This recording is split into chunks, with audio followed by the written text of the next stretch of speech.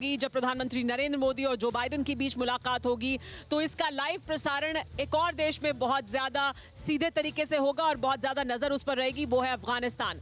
काबुल के presidential palace में तालिबान भी इस बैठक पर नजर बनाए रखेगा, क्योंकि इस बैठक में द्विपक्षीय मुद्दों पर तो बात होगी ही, लेकिन अफगानिस्तान पर बात होगी क्योंकि उसकी अहमियत बहुत ज्यादा है। उसको लेकर भारत की चिंताएं हैं, उसको लेकर अमेरिका की चिंता है। इसी वजह से तालिबान इस पर नजर बनाकर रखेगा, क्योंकि तालिबान को इस समय मान्यता चाहिए दुनिया से। क्या अमेरिका और भारत तालिबान को मान्यता देने को लेकर, क्या उसको लेकर कोई सहमति उनके बीच बन सकती है? उसको लेकर आगे की क्या रणनीति होनी चाहिए, उस दिशा में कैसे आगे बढ़ना चाहिए, इन बिंदुओं पर एक सहमति क्या बन सकती है?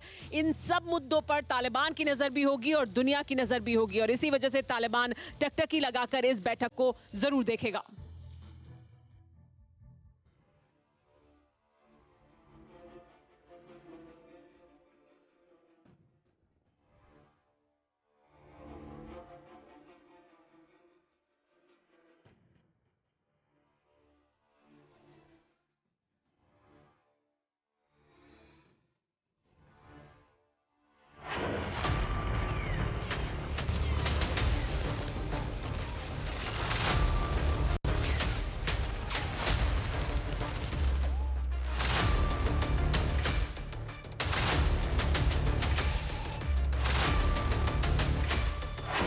पंद्रह अगस्त 2021 को काबुल पर तालिबान ने कब्जा किया।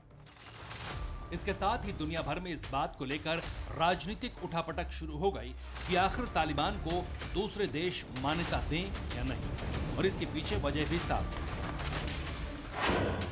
दुनिया के तमाम मुल्क साल 1996 से लेकर 2001 तक चले तालिबान के क्रूर शासन को भूले नहीं थे। ऐसे में तालिबान 2.0 पर भरोसा करना पैरों पर कुल्हाड़ी मारने जैसा था। लिहाजा हर देश ने वेट एंड वॉच की पॉलिसी अपनाई। तालिबान की पैरवी करने वाले पाकिस्तान और चीन ने तो तालिबान को मान्यता देने का ऐलान कर दिया था, मगर अब भी ज्यादातर देश ऐसे हैं जो तालिबान को मान्यता देने के खिलाफ है, और इस कड़ी में सबसे बड़ा नाम अमेरिका का है, तो वहीं दूसरा नाम भारत है। व्हाइट हाउस में प्रधानमंत्री मोदी और अमेरिकी प्रेसिडेंट जो बाइडेन के बीच होने जा रही महामुलाकात में अफगान संकट भी सबसे बड़ा मुद्दा है।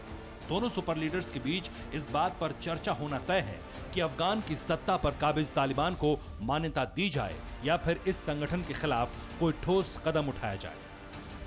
ये मुद्दा संवेदनशील इसलिए भी है क्योंकि अगर तालिबान को मान्यता दे दी गई तो मुमकिन है इसके दुष्परिणाम जल्द ही दुनिया के सामने दिखाई दे सकते हैं, क्योंकि चीन अपने फायदे के लिए तालिबान का इस्तेमाल कर सकता है। तालिबानी हुकूमत को पाकिस्तान और आईएसआई कंट्रोल कर सकती है। पठानलैंड आतंकी संगठनों की प्रामाणिक प्रयोगशाला बन सकती है, और वैसे भी तालिबान 2.0 का उदारवादी चेहरा सिर्फ दिखावा है। 2 दशक बाद भी तालिबान एक घोषित चरमपंथी गुट ही है।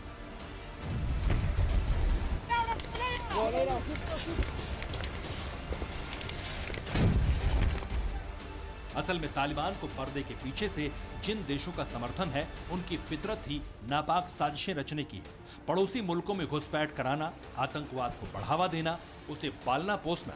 ऐसे में मुमकिन है कि चीन और पाकिस्तान तालिबान को अपना मोहरा बना ले। लिहाजा तालिबान को मान्यता देना खतरे से खाली नहीं है। तालिबान के चाल, चरित्र और चेहरे से हर कोई वाकिफ है, और आपको बता दें कि सिर्फ तालिबान, उसकी रूढ़ी विचारधारा और जिहादी सोच ही दुनिया के लिए खतरा नहीं है, बल्कि जिस तरह से पठानलैंड में अलकायदा और इस्लामिक स्टेट खुरासान जैसे आतंकी संगठन मौजूद हैं, वो आने वाले वक्त में बड़ी आतंकी साजिश को अंजाम दे सकते हैं, दुनिया के लिए खतरा पैदा कर सकते हैं। और खबर तो ये भी है कि तालिबान के बीच भी 2-3 गुट बन गए हैं, जिससे गृहयुद्ध का खतरा बढ़ गया है। ऐसे में पीएम मोदी और प्रेसिडेंट बाइडेन के बीच तालिबान संकट सबसे बड़ा और जरूरी मुद्दा होगा।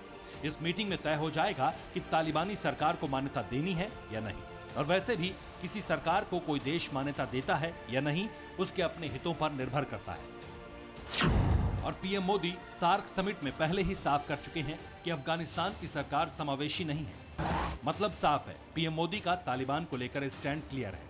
अब देखना होगा कि जो बाइडेन भी इस पर मुहर लगाते हैं या फिर अभी भी वेट एंड वॉच की पॉलिसी कायम रखते हैं। रोहित शर्मा के साथ Manish Jha, Washington DC, TV9 Bharatvarsh. परवाह देश की, सोमवार से शुक्रवार रात 10 बजे TV9 भारतवर्ष पर।